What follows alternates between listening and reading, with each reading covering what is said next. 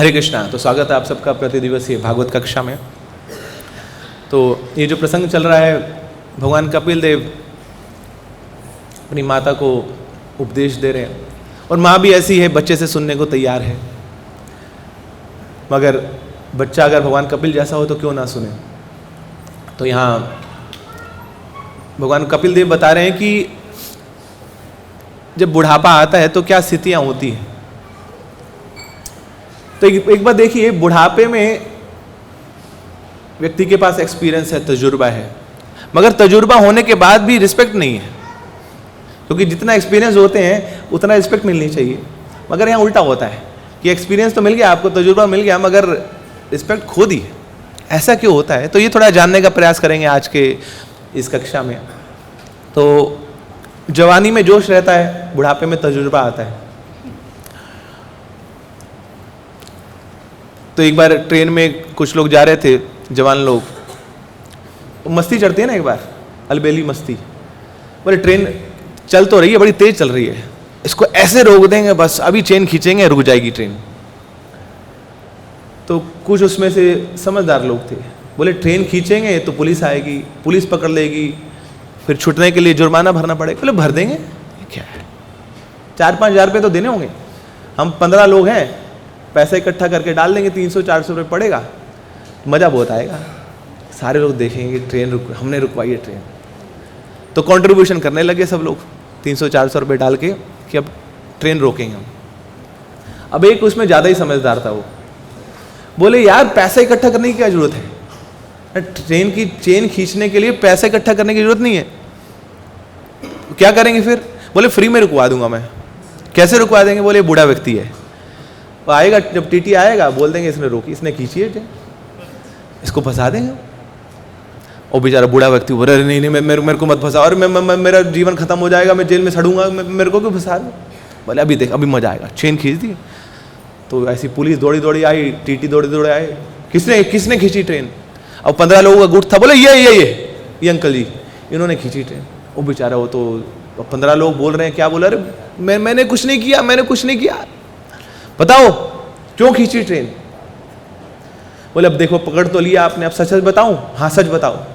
बोले एक्चुअली मैं क्या बताऊं ना, बड़ी मुश्किल से कमाई करी थी, 5 हज़ार रुपये कमाए थे, और ये जवान लोग, ये गुंडे लोग, इन्होंने खींच लिए मुझसे। बोले अच्छा, बदमाशी करते हैं? बोले फिर तो अच्छा कि आपने चेन खींच के। तो उनको पकड़ लिया और पैसे भी दिलवाए और जेल भी ले गए उनको। अब ये बूढ़े बाबा ना, दाढ़ी सफ़ेद है इनकी, तो सफ़ेद दाढ़ी पे हाथ घुमाते हुए बोल रहे हैं, बोले ऐसे नहीं सफ़ेद हो गए हमारे बाल, एक एक को देख लेंगे हम। तो तजुर्बा है बूढ़े लोगों के पास, जवानी में जोश रहता है, मगर कब किसका कहाँ उपयोग होना है वो समझ नहीं पाते। ऐसे ही एक बार शादी होने लगी थी, तो लड़की वाले बोले लड़की हमारी बड़ी सुंदर है, लड़का थोड़ा ये आड़ा टेढ़ा है, एकदम पकौड़े जैसा नाक है इसका, लड़की हम दे देंगे आपको अपनी, मगर कुछ शर्त है हमारी। क्या शर्त है जी? बोले जब आप अपनी बारात लेके आएंगे तो उसमें कोई बूढ़ा व्यक्ति नहीं होना चाहिए। तो लड़के के पिता बोले हाँ, बूढ़े लोग आके करेंगे भी क्या बारात में आके, तो जवानी का जोश है, बूढ़े लोगों को लाएंगे नहीं हम। तो वहाँ खबर फैला दी अपने परिवार में कि भैया अब तो जवान लोग ही जा सकते हैं शादी में। अच्छा, अब वहाँ थे नाना जी। नाना मतलब नाना, हम तो जाएंगे, ऐसे कैसे हो सकता है, हमारी बिना शादी हो जाएगी, हम तो जाके रहेंगे। तो सबने समझाया, अरे भैया शादी होने तो बाद में आपके यहाँ पे आशीर्वाद दिलवा देंगे आपसे। बोले ना ना, हम तो जाएंगे, कैसे, ऐसे तो हो नहीं सकता। तो अब नाना जी खुद ही सुझाव दिए, बोले ठीक है हम जाएंगे, शादी नहीं रुकवाएंगे, बीच में डाल देना कहीं हमें सामान के बीच में ना, पतले से होता है ही, हम दुबले से वहाँ बीच में फिट हो जाएंगे। बोले ये बात सही कही नाना जी आपने, तो बीच में फिट कर दे। तो पूरा जहाँ आगे लोग बाराती जा रहे थे, पीछे बाराती जा रहे थे, नाना जी को सामान के बीच में डाल दिया। अब उधर लड़की वालों ने देखा कि बारात आ गई, तो लड़की के पिता ने एजेंट को भेजा, बोले जाके चेक करो कोई बुढ़ऊ तो नहीं है इसमें। तो पूरा शुरुआत से लेके एंड तक पूरा चेक कर लिया, बोले नहीं है ना, कोई बूढ़ा व्यक्ति नहीं है इसमें। अब शादी की कगार पे हैं, अब लड़की के पिता ने एक और डिमांड रख दी, बोले कि हमारा ये जो लड़की है वो उसने पोस्ट ग्रेजुएशन कर रखी है, तुम्हारा तो 10वीं फेल है बेटा, लड़की दे देंगे, शर्त एक और है हमारी। अच्छा जी क्या शर्त है? बोले जो गांव के बाहर जो नदी बहती है ना, उसमें अब से पानी नहीं बहेगा, आप लोग दूध बहा दो, शादी पक्की है हमारी, हम कराएंगे शादी आपकी। अब लड़के वाले बड़े परेशान, बोले कहाँ से नदी में पानी है ना, पानी निकाल के दूध बहाएंगे। वो सारी तिकड़ में लगा ली, सारा जुगाड़ कर लिया, बोले अब शादी तो हो नहीं सकती, इम्पॉसिबल टास्क है। तो लड़की के पिता ने बोला बारात वापस ले जाओ, नहीं से कर सकते तो बारात वापस जाने लगी। तो अंदर नाना जी बैठे थे, उनको लगे कि गेर घूम गया वहाँ पे 180 डिग्री का, तो वापस चलने लगे। तो किसी को याद आया रे नाना जी अंदर बैठे, बाहर निकालो। बोले नाना जी बाहर आ जाओ, अब खतरा नहीं है कुछ। बोले खतरा क्यों नहीं है? बोले बारात वापस जा रही है। अब क्यों वापस जा रही है? बोले वो शर्त रख दी है और लड़की वालों ने कि जब तक वो आप नदी में पानी की जगह दूध नहीं बहाओगे शादी नहीं होगी। तो नाना जी बोले अरे क्या बात कर दी आपने, ऐसी छोटी मोटी बातों से शादियां टूट जाती हैं, बारातें वापस जाती हैं, हम बताते हैं आपको। बोले आप भी जाके शर्त रख दीजिए। बोले कि हम लड़के वाले हैं, बेशक हमारा जो लड़का है ना वो उसका नाक थोड़ा टेढ़ा है, पकोड़े वाला है, बेशक वो 10वीं फेल है, मगर हम आपसे दहेज की मांग नहीं कर रहे हैं कोई, है ना, बिना दहेज के आपकी पुत्री को ले रहे हैं यहाँ पर, तो कुछ तो शर्त हमारी भी होनी चाहिए। तो नाना जी बोले उनको जाके कहिए एक शर्त हमारी भी है कि जो नदी है उसमें से जो पानी है आप निकाल दीजिए, दूध हम बहा देंगे। तो जाके बताया लड़की वालों को। तो लड़की के पिता ने जैसे सुना, बोले जाओ जल्दी जाके चेक करो कोई बूढ़ा व्यक्ति है वहां पे। तो तजुर्बा, तो बूढ़ों के पास है ना तजुर्बा है, एक्सपीरियंस है अपना, मगर ये एक्सपीरियंस होने के बावजूद वो रिस्पेक्ट नहीं पा पाते हैं। तो जैसे यहाँ पे बताया गया है कि अपने ही जो स्वजन है उनको घर से बाहर धकेलने में तुले रहते हैं। तो भागवतम में बहुत ही डिटेल में चर्चा है इसकी, है ना। आप हर एज की बात कर लीजिए, है ना, चाहे वो बच्चा अभी गर्भ में क्यों ना हो, फिर गर्भ से जब बाहर आता है उसकी क्या स्थिति होती है, क्या हो। श्री श्री रुक्मिणी द्वारकाधीश श्री गौर निताय जगन्नाथ बलदेव सुभद्रा महारानी की।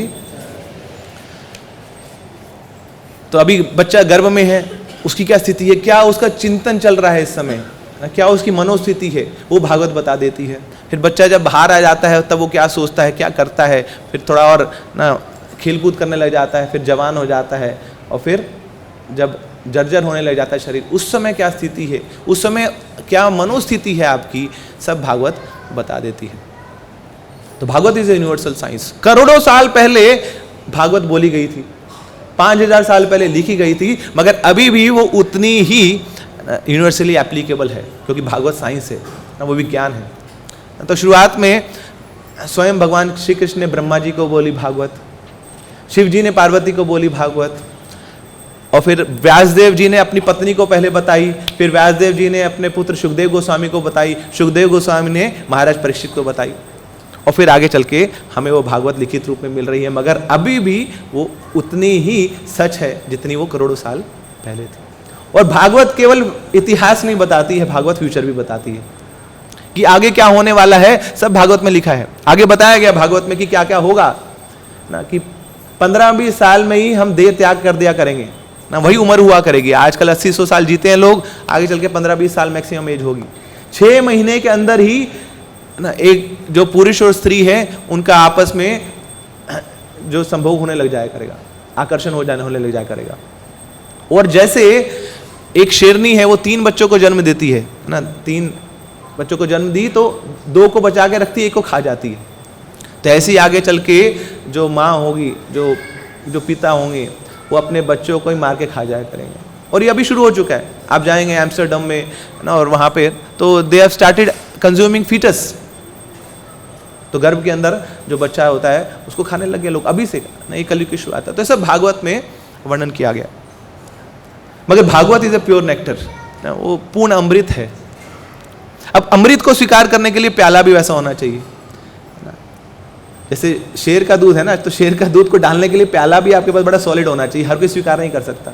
ऐसी भागवत भी प्योर अमृत है। इसलिए कई बार भागवत में ऐसी कठोर कठोर बातें लिखी होती हैं ना, हमारे को स्वीकार करना बड़ा मुश्किल हो जाता है उसको, तो उसके लिए बैलेंस की आवश्यकता है। जैसे भागवत में लिखा है, विदुर जी जब धृतराष्ट्र को बोल रहे हैं, बोले कब तक तुम यहाँ चिपके पड़े रहोगे पारिवारिक जीवन में, जाओ संन्यास ले लो। तो कोई पहले दिन भागवत आके सुने, बोले यार मैं तो बूढ़ा हो चला, बड़ी आसक्ति है मेरी, चलो घर जाके रेजिग्नेशन डाल दिया। ऐसा नहीं। तो सदा सेव्या है ना। तो भागवत का नित्य श्रवण करना है। हमें लगेगा कि कुछ बातें इसमें हम पहले से ही जानते हैं, मगर फिर भी भागवत का कैसे श्रवण करना है? नित्यम भागवत सेवया श्रीमद् भागवती कथा यस्य श्रवण मात्रेण हरि निश्चितम समाश्रयेत। बार बार भागवत का श्रवण करना है। और भागवत का श्रुति फल क्या है कि जो भी भागवत को पुनः पुनः सुनेगा तो हरि निश्चितम समाश्रयेत, उसके हृदय में निश्चित ही हरि समाश्रित हो जाएंगे, निवास करने लग जाएंगे। तो पुनः पुनः श्रवण करना है। क्यों? क्योंकि हम भूल जाते हैं चीज़ों को ना। हमारी बुद्धि ऐसी बनी है कि बड़ी जल्दी है ना भूल जाते हैं चीज़ों को। जैसे जब सुनामी आया था 2005 में, तो इंडिया टुडे मैगजीन में कवर पेज आया था, उसमें उसका डिस्क्रिप्शन था सुनामी का, कि जो सी बीच था उस समय, तो एक दिन पहले उस सी बीच की फोटो खींची हुई थी उसमें। फिर जब सुनामी आया उसके 1 घंटे बाद की फोटो खींची हुई थी, और जब सुनामी आके चला गया उसके 1 हफ्ते बाद की फोटो खींची हुई थी। और उसमें जो पहली फोटो थी और तीसरी फोटो थी बिल्कुल सेम थी, कि सुनामी आके चला गया, तूफान आके चला गया, पूरा भयंकर उत्पाद मचा के चला गया, मगर उस स्थिति वापस ही आ गई। तो ऐसी हमारी स्थिति भी है। कोविड आया था 2020 में, ऐसी हालत खराब थी है ना, ऑक्सीजन कॉन्सेंट्रेटर, मतलब ये टर्म्स हमने कभी सुनी नहीं थी आज तक, जो समय नई नई टर्म्स आ गई थी वहाँ पे, है ना। सैनिटाइजर बार बार लगाते रहते थे, कितना मास्क, ये वो, क्या कुछ नहीं किया हमने। और अब देखो सब भूल चुके, क्या क्या घटा था हमारे साथ उस समय, कुछ याद नहीं है। तो ये हमारी बुद्धि। तो इसलिए भागवत क्या बोलती है? सदा सेव्या श्रीमद् भागवती कथा, कि श्रीमद् भागवत की कथा को पुनः पुनः पुनः पुनः हमें श्रवण करना है, ताकि वो हृदय के अंदर समा जाए। तो ऐसे ये भागवत हमें इतिहास भी बताती है, हमें फ्यूचर भी बताती है, और प्रेजेंट में क्या करना है वो भी हमें सिखाती है।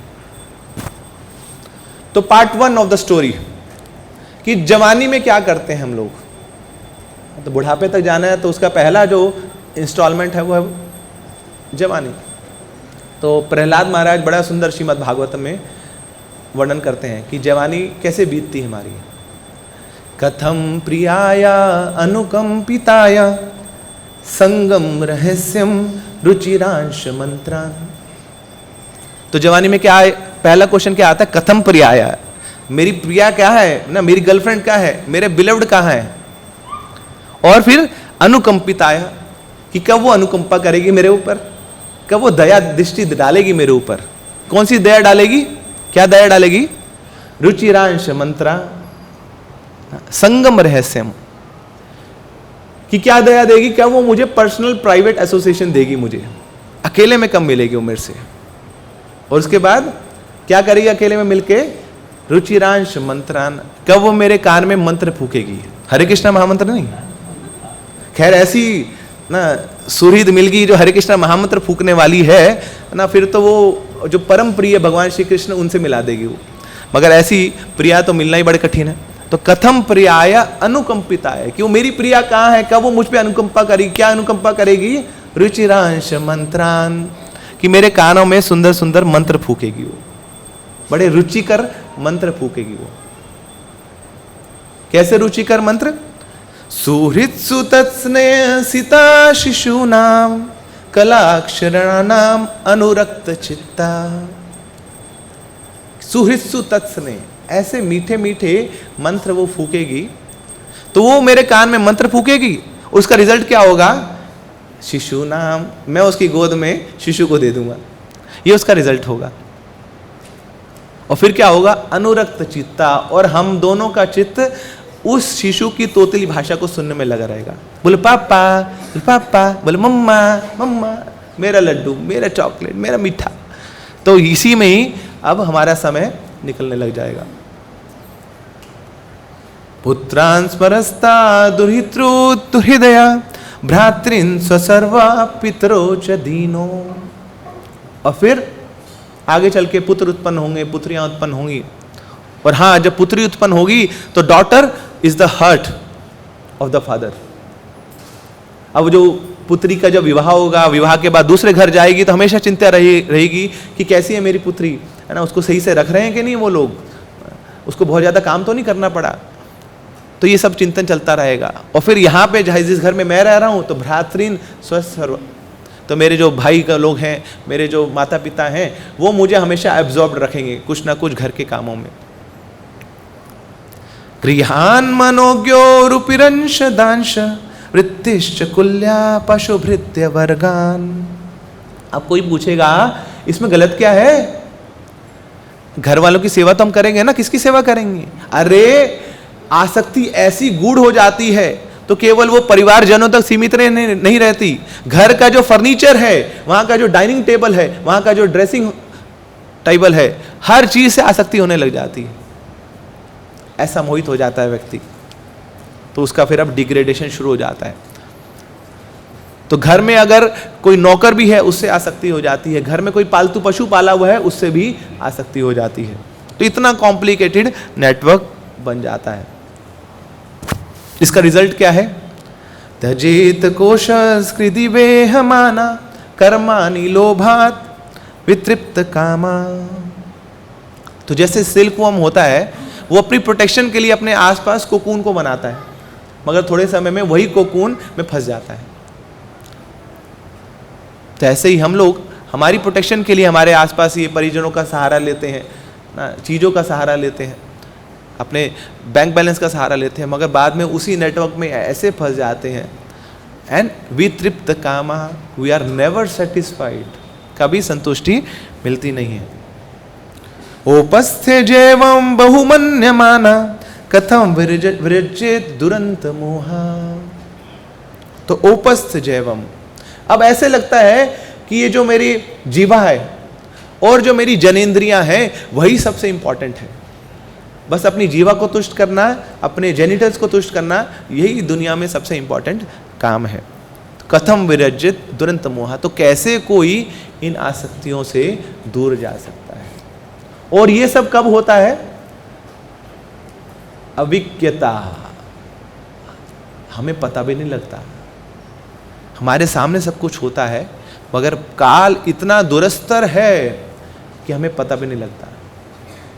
तो विदुर जी यही धृतराष्ट्र को बता रहे हैं। एवं गृहेषु सक्तानां प्रसक्तानां तदीहया अत्यक्रामाद् अविज्ञाता कालः परम दुस्तरा। तो सबसे पहले क्या होती है? सक्ता नाम, आसक्ति होती है, और वो आसक्ति प्रसक्ता नाम, कंप्लीट अटैचमेंट में बदल जाती है, इनसेन अटैचमेंट, प्रमत्त हो जाते हैं, पागल हो जाते हैं।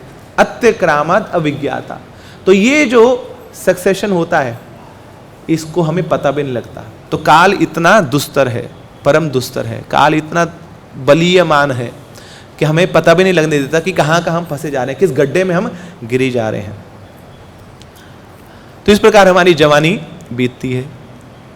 तो यही जो हमने भजन पढ़ा भक्तिविनोद ठाकुर का, अमार जीवन सदा पापे रत नाही क पुण्य रलेश परेर उद्वेग दियाची एकत दियाची जीव क्लेश। पूरा जीवन मेरा क्लेश में बीता, आपको भूलते हुए, पाप कार्य करते हुए, ऐसे मेरी जवानी निकल गई, आसक्तियों में बंधे हुए। और फिर अब आता है बुढ़ापा पार्ट 2। तो अब 4th कैंटो में व्यासदेव जी बड़ी सुंदर कथा सुनाते हैं पुरंजन की। तो that is an allegorical story. एक राजा महाराज बरहिषित हैं, उनको सही रास्ते पर लाने के लिए नारद मुनि कौन? जो सबको नारायण देने के लिए उत्सुक रहते हैं, वो नारद मुनि कथा सुनाते हैं एक ऐसी राजा की जिसका नाम है पुरंजन। तो ये आर्टिफिशियल है ना, ये इमेजिनरी है, मगर पुरंजन जो जो कर रहा है वही राजा परीक्षित कर रहे हैं। तो उनको सिखाने के लिए ऐसी स्टोरी बताई गई है। तो उसमें नारद मुनि बताते हैं कि एक बार ये जो राजा रहता था, एक शहर में रहता था जिस शहर के 9 गेट थे, और वहां पर एक बार काल कन्या ने अटैक कर दिया और सारे 9 गेटों से अटैक किया। और वो काल कन्या अकेली नहीं थी, उसके साथ उसके अपने सैनिक भी थे और सैनिकों के सैनिक भी थे, नौकर थे, नौकरों के नौकर भी थे। तो फिर नारद मुनि बताते हैं कि ये जो 9 द्वार हैं कोई और नहीं है, ये शरीर के जो 9 द्वार हैं, ना, जो कान है तो आंखें हैं, नोस्ट्रिल्स हैं, जेनिटल्स हैं, मुंह है, तो ये क्या है, गेट्स हैं। तो यहां पर काल कन्या अटैक करती है। काल कन्या कौन है, जरा, बुढ़ापा। तो इन सब द्वारों पे अब ये काल कन्या अटैक करती है। और काल कन्या कैसे अटैक करती है, अपने सैनिकों के साथ। जो प्रमुख सैनिक है वो है रोग। तो जैसे ही अब बुढ़ापा आता है तो साथ साथ रोग आते हैं। तो आंखों से दिखना कम हो जाता है तो चश्मा लगाना पड़ता है, दांतों से चबना बंद हो जाता है तो नकली दांत लगाए जाते हैं, कानों से सुनना बंद हो जाता है तो हियरिंग एड लगाए जाते हैं, अंदर डाइजेशन कम हो जाता है तो फिर दवाइयाँ खानी पड़ती है, चूरन खाने पड़ते हैं, और फिर आप खा लें तो वो निकलता नहीं, इवैक्यूएट नहीं होता है, उसके लिए एनीमा देना पड़ता है, अलग अलग और जुगाड़ करने पड़ते हैं। तो हर एक चीज़ के लिए अब आप किसी के ऊपर निर्भर हैं।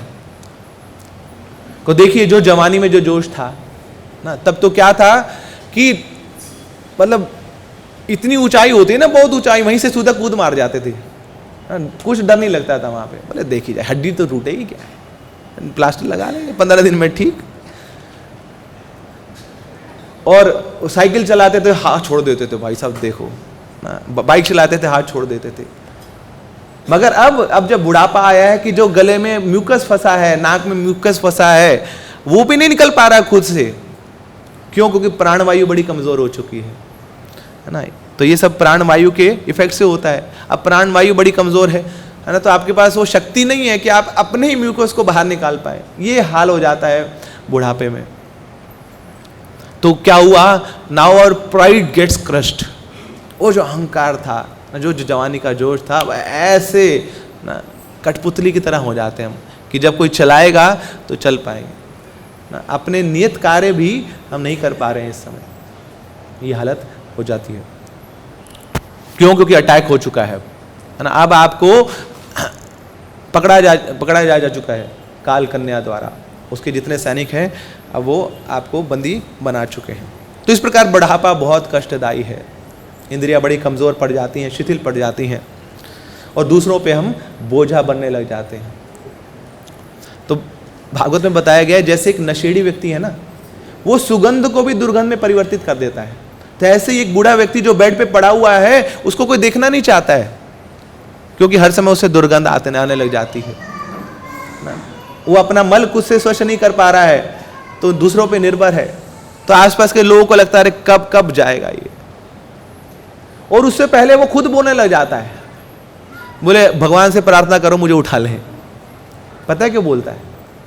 क्यों? क्योंकि जब जवानी में था तो खूब भोग किए, and he wanted to enjoy to the fullest, कि मजा करूं तो पूरा मजा करूं। मगर अब जब इंद्रियां शिथिल पड़ती जा रही हैं, व्यंजन सामने पड़े हैं, इच्छा भी है खाने की, मगर आप खा नहीं पा रहे हैं, आपके पास जठराग्नि नहीं है उसको पचाने की। तो इच्छाएं तो हैं, तृष्णाएं तो हैं, मगर आपके पास कैपेबिलिटी नहीं है उन तृष्णाओं को पूर्ण करने की। तो अब आप पूर्ण रूप से एंजॉय कर नहीं पा रहे हैं, इसलिए आसपास वाले लोगों को बोलते हैं, बोले भैया भगवान को बोलो उठा ले, क्योंकि उठाएगा तो नया शरीर मिलेगा, उस शरीर में अच्छे से दोबारा भोग कर पाऊंगा। तो ये हालत है। तो इस प्रकार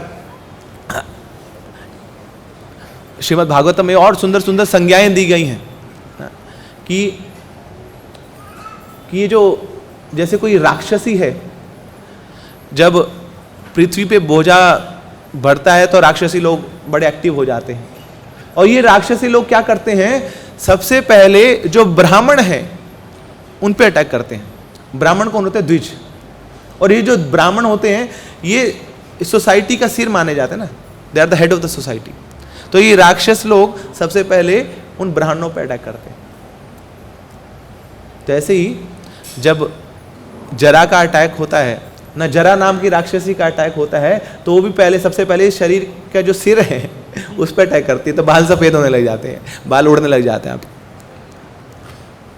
तो ब्राह्मणों को एक और नाम से बोला जाता है द्विज। द्विज मतलब द्विजन्मा। तो ऐसे ही अब जब जरा नाम की राक्षसी का अटैक होता है द्विजों के ऊपर, तो एक द्विज होता है हमारे शरीर में, ये दांत, इनके भी 2 जन्म होते हैं ना। तो पहले दांत गए है ना, दूध के दांत गए, अब दूसरे दांत है, तो द्विजन्मा है। तो फिर अब ये जरा नाम की राक्षसी इन दांतों पे अटैक करती है, तो एक एक करके अंगम गलितम पलितम मुंडम दशनवहीनम जातम तुंडम वृद्धो जाति गृहीत्वा दंडम तदापि न मुंचति आशा पिंडम। अंग गलने लग जाते हैं, है ना, और एक एक करके ये दांत बाहर निकलने लग जाते हैं, बाल सफ़ेद होने लग जाते हैं, और आपका बुढ़ापे का एक ही सहारा बन जाता है, वो है डंडा। डंडे के सहारे चलने लग जाते हैं। तो इस प्रकार ये जरा नाम की राक्षसी अटैक करती है। तो जिस शरीर की सुंदरता पर इतना अभिमान था, अब वो शरीर को हम छुपाने लग जाते हैं। क्यों? क्योंकि झुर्रियाँ आ गई हैं। बोले लोग क्या क्या बोलेंगे मेरे बारे में, क्या चमकता था, कितना रेडिएंट मेरा शरीर था, है ना। अब तो मेरे को बहुत शर्म लगती है, कैसे जाऊं मैं दुनिया वालों के साथ। एक बार यूट्यूब देख रहा था, तो कई बार ऐसा होता है ना, यूट्यूब पॉपअप करता है आपको कुछ, तो कई गलती से कई बार वो चलने भी लग जाता है। तो ऐसी कोई सहजिया एक भजन था, वो चल गया बड़ी ज़ोर ज़ोर से आवाज़ में। तो अब सहजिया भजन में होता ही है कि मतलब कि बड़ा ही ऐसे भगवान को बड़ा ना ऐसे लगता है कि सॉफ्ट, बड़ा लाइट बताया गया, मगर कई बार उनमें ना कुछ ऐसी फिलॉसफी होती हैं जो लगता है कि बड़ी सही है ना, कि हाँ ये हमारी फिलॉसफी से मैच करती है। तो ऐसे ही था, उसमें वो गा रहे थे वो, तेल चमेली चंदन साबुन चाहे लगा लो सेंट, जगत में कोई ना परमानेंट। बात तो सही कही है ना, जो मर्जी लगा लो आप शरीर में, मगर शरीर तो ना ये तो दे तो नश्वर है, कितना मर्जी सजा लो आप, कुछ भी परमानेंट नहीं है इसमें। तो इस प्रकार जरा नाम की जो राक्षसी है वो अटैक करती है, और क्या करती है ना, एक और बड़ी सुंदर संज्ञा कि जिस पे अटैक करती है उसको देवता बना देती है। ऐसा कैसे? जैसे पहले जो ऋषि लोग थे उनको ज्ञान मिलता था, तो ज्ञान मिलने से वो विमद हो जाते थे। विमद मतलब अब उनमें कोई अहंकार नहीं है, क्योंकि ज्ञान मिला है, आध्यात्मिक ज्ञान मिला है, उच्च ज्ञान मिला है, तो जितना मद था, जितना अहंकार था, वो दूर हो जाता है। और उस जब अहंकार दूर हुआ, ज्ञान मिला, तो विषय भोग से दूर हो गए। ऐसे ही जब ये जरा नाम की राक्षसी अटैक करती है, तो हमारे वीर्य को सुखा देती है।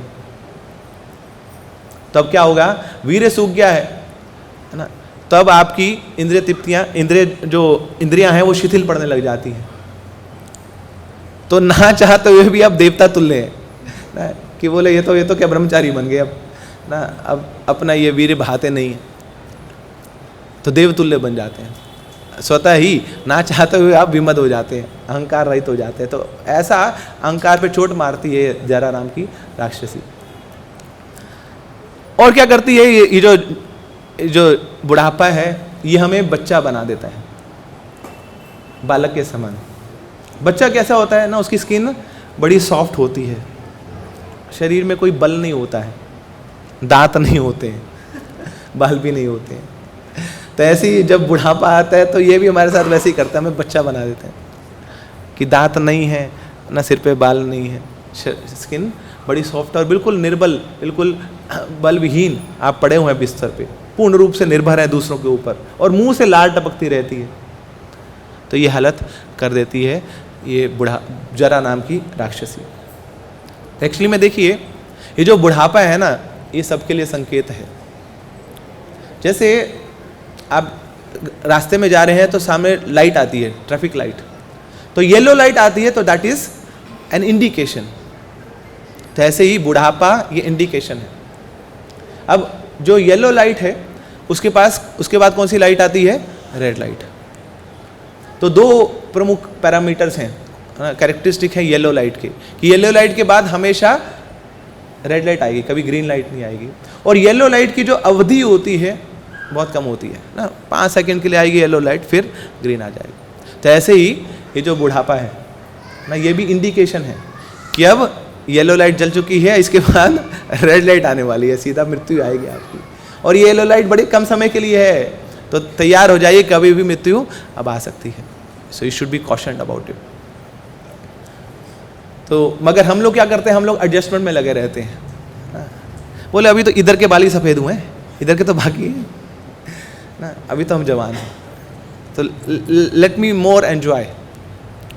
प्रभुपाद जी बताते हैं कि एक बार चेयरमैन ऑफ प्लानिंग कमीशन होता है ना 5 साल के लिए, तो उसका एक चेयरमैन बनाया जाता है। तो वो गाड़ी में जा रहा था और गाड़ी में खूब मीटिंग चल रही थी उसकी, खूब प्लानिंग कर रहा था।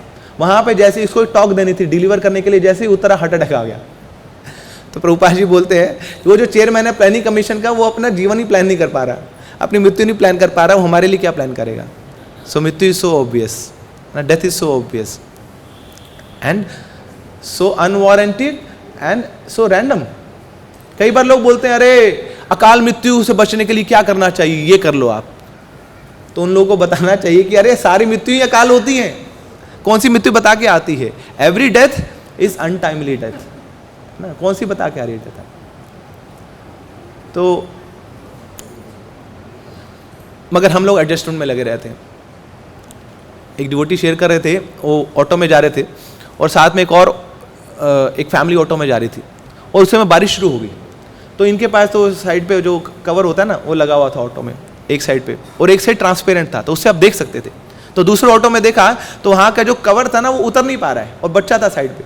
पिताजी उस साइड पे बैठे थे, उस पर कवर लगा हुआ है, एक साइड पे बच्चा बैठा है और बच्चा हाथ निकाल के कवर निकालने का प्रयास कर रहा हो। बहुत टाइम लगा दिया, वो उतर ही नहीं रहा नीचे, पता नहीं कहाँ फंसा हुआ था। और जैसे ही वो कवर उतरा, इतने में वो डेस्टिनेशन में पहुंच गए। पिताजी बोले बाहर निकलो। बेटा बोला अरे अभी तो कवर निकला है, मुझे अंदर रहने दो। बोले अरे हम बैठे थे ऑटो में इसलिए ताकि हम अपने डेस्टिनेशन में पहुंच पाए, we have reached our destination, नीचे उतरो। तो similarly we also keep on adjusting adjusting adjusting कि हाँ हम होंगे कामयाब, हमारा भी दिन आएंगे, अच्छे दिन आएंगे। और जब वो ऐसे कुछ आने का समय होता है, उस समय मृत्यु पहुंच जाती है निकट। LIC की ना टैगलाइन रहती है ना कि कंट्रोल करिए आप, ना कल पर कंट्रोल करिए आप।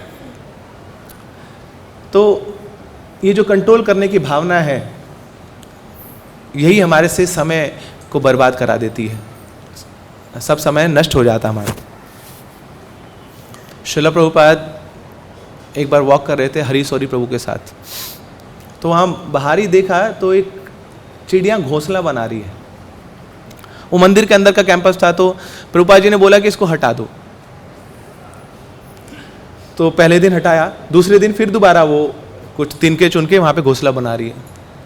तो फिर प्रभुपाद जी ने बोला हटा दो इसको। तो ऐसे 15 दिन हो गए, 15 दिन वो घोंसला बनाती, 15 दिन हटा देते, फिर 16वें दिन वो आई नहीं, वो समझ गई। तो प्रभुपाद जी जब वॉक कर रहे थे तो हरी सौरी प्रभु ने बताया कि प्रभुपाद अब वो वहाँ पे तिनके नहीं है, वो घोंसला नहीं बना रही है। प्रभुपाद जी बोले देखो कितनी समझदार है, इसको 15 दिन में समझ आ गई यहाँ पे मेरा परमानेंट घोंसला नहीं बनने वाला। मगर यहाँ पे जो जीवात्मा लोग हैं, यहाँ पे लोग हैं 15 साल बीत जाते हैं, 15 जन्म बीत जाते हैं, उसके बाद भी उनको समझ नहीं आता है कि ये स्थान परमानेंट नहीं है, ये त्यागना पड़ेगा। बूढ़े हो चले हैं, शरीर में जान नहीं है, फिर भी आसक्तियां छूट नहीं रही। तो हम वापिस उस प्रश्न पे आते हैं कि बुढ़ापे में तजुर्बा बहुत है मगर सम्मान क्यों नहीं मिलता है। तो 2 प्रमुख कारण है इसके। पहला कि हमने अपने बच्चों को संस्कृति दी नहीं है। संस्कृति क्या कहती है? संस्कृति कहती है कि सबसे पहले गैया की रक्षा होनी चाहिए, गैया का पालन और गैया की रक्षा होनी चाहिए।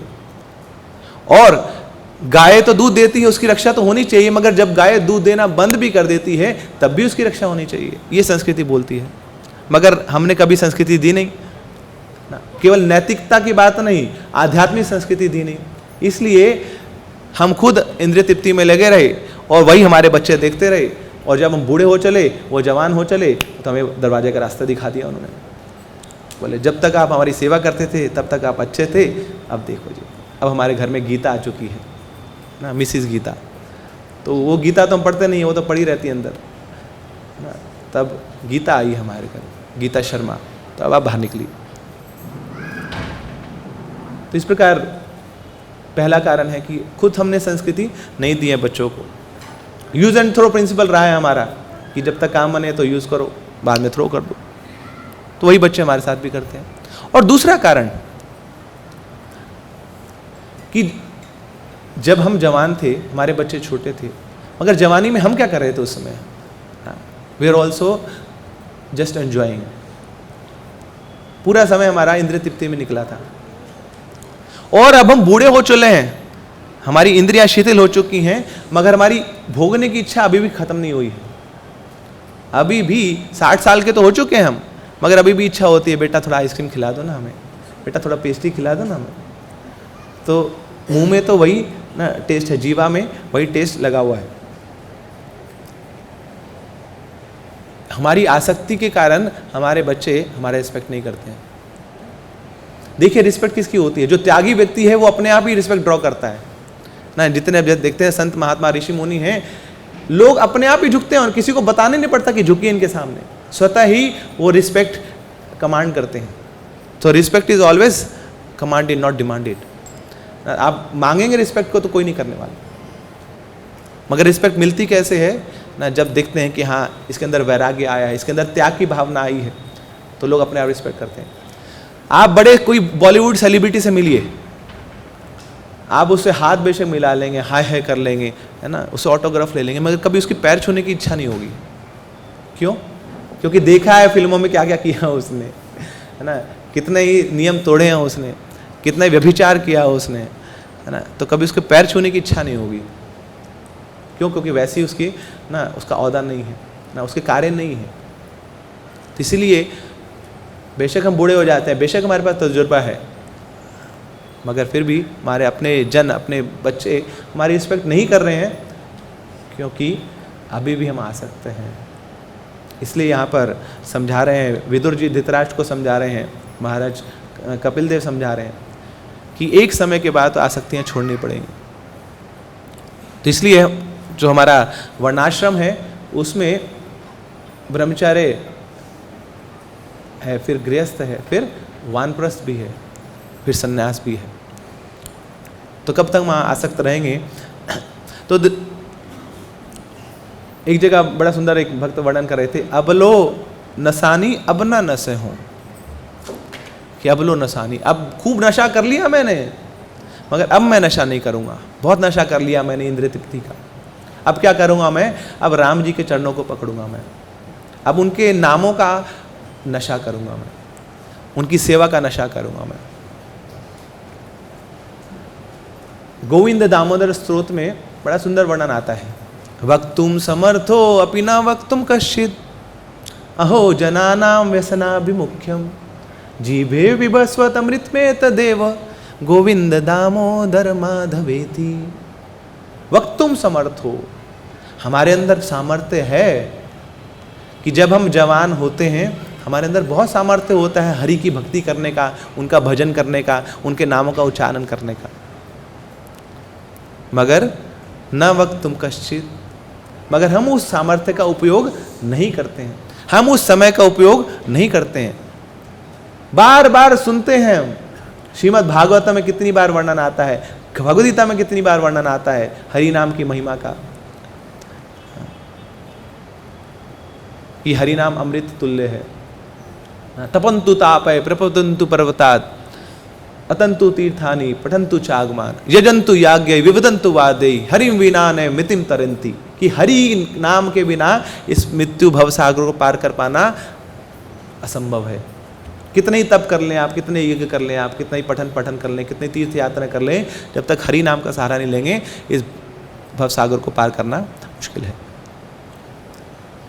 मगर हमारा जीवन निकलता है ना। भक्तियों ठाकुर एक और बड़ा सुंदर भजन में गाते हैं, धन यौवन जीवन राज सुखम, नहीं नित्य अनुषण नाश परम, त्यज ग्राम्य कथा सकलम विफलम, भज गोद्रुम कानन कुंज विभुम।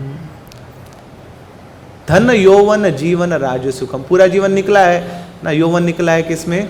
राज्य सुख को इकट्ठा करने में, पैसों को इकट्ठा करने में, इंद्रिय के भोगों को इकट्ठा करने में, मगर ये नहीं जाना नहीं नित्य अनुषण नाश परम, कि ये सब क्या है? कुछ भी नित्य नहीं है। अनुषण, क्षण में सब क्षण भंगुर है, सब क्षण में खत्म हो जाएगा। ये जो आनंद मिलता है हमें, दिस हैप्पीनेस इज नॉट नित्य, it is not permanent, it is very temporary. स्मर नित्य अनित्यताम, बड़ा सुंदर ये लाइन है, I like it, this is my favourite sentence of शास्त्रास। स्मर नित्य अनित्यताम, हमें नित्य स्मरण होना चाहिए कि जो भौतिक जगत है ही अनित्य है। स्मर नित्य अनित्यता। मेरे पीछे आप बोलिए, स्मर नित्य अनित्यताम, तज दुर्जन संसर्ग, भज साधु समागमं, कुरु पुण्य महोरात्रम, स्मर नित्यम अनित्यता। कि हमेशा स्मरण रखें कि ये जो संसार है वो अनित्य है, नहीं बुलबुले के समान है, कभी भी फट सकता है। तो सामर्थ्य तो है हमारे अंदर, वक्तुम समर्थो अपि न वक्तुम कश्चित्, मगर उस सामर्थ्य का हम उपयोग नहीं करते हैं। हम जानते हैं कि हर चीज का एसेंस भक्ति है और भक्ति का एसेंस हरि नाम है।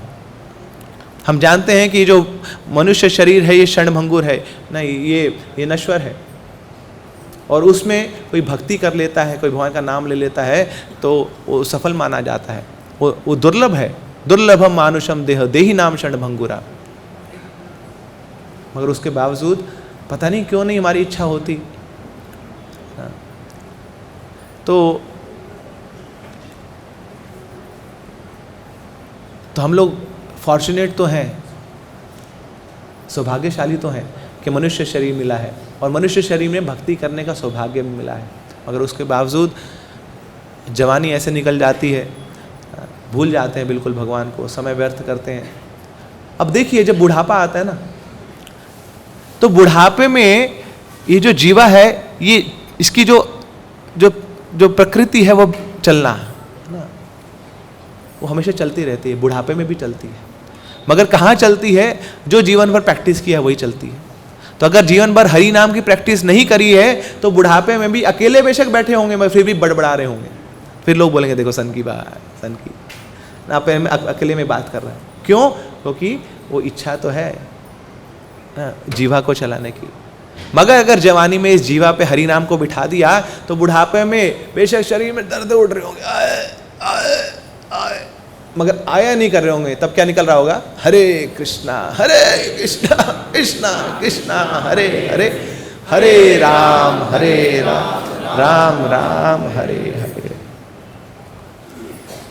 मगर यहाँ बताया जा रहा है अहो जनानां व्यसना विमुख्यम, we are so happy enjoying this material world। मगर ये जो सेंस ग्रेटिफिकेशन है, this is just like honey put on a razor's plate. कि शहद तो लगता है मगर एक ब्लेड के ऊपर शहद की बूंद जैसा है, कि शहद को चूसने का जैसे ही प्रयास करेंगे तो जीवा भी कटेगी, लहू भी बहेगा, कष्ट भी होगा। तो इसलिए तो आज के जो कक्षा है वो बूढ़े लोगों के लिए नहीं है ना, वो हम सब जवान लोगों के लिए ना। तो अभी हमें कैसा समय बिताना है, जैसा समय बिताएंगे वही हमारा बुढ़ापा है, वही हमारा फ्यूचर हमें साफ साफ दिखेगा। तो इसलिए बताया गया तपो दिव्यम पुत्र का ये न सत्वम, कि अब ये जो जवानी है इसको लगाना चाहिए शास्त्रों के अध्ययन में और तपस्या में। शास्त्रों के अध्ययन से सच पता लगता है और तपस्या करने से सच को सहन करने की शक्ति मिलती है। समझ पाए आप? शास्त्रों का अध्ययन करने से सच पता लगता है, you come to know the reality. और तपस्या करने से we get how to cope up with reality, how to face reality. तो दोनों की आवश्यकता है। तो अगर हमारा बचपन, हमारी जवानी तपस्या में, शास्त्रों के अध्ययन में निकलेगा तो फिर बुढ़ापा भी बड़ा स्मूथ होगा। तो ये जो प्रवचन था है ना, ये साधारण सामान्य वृद्धों के लिए था कि जो कभी भक्ति को स्वीकार नहीं करते हैं, जो हरि कथा की सभा में नहीं बैठते हैं। मगर जो हरि कथा में बैठते हैं तो उनके लिए बताया गया है कि बेशक उनका शरीर जर्जर होता है, मगर ऐसे भक्त जो हरि कथा में बैठते हैं, सूर्य और चंद्रमा भी आके उनकी आरती उतारते हैं। सूर्य और चंद्रमा का काम क्या है? चोर है ये। क्या है ये? चोर है। चोर क्या करता है? आपसे ना चाहते हुए आपसे आपकी चीजें चुरा लेता है।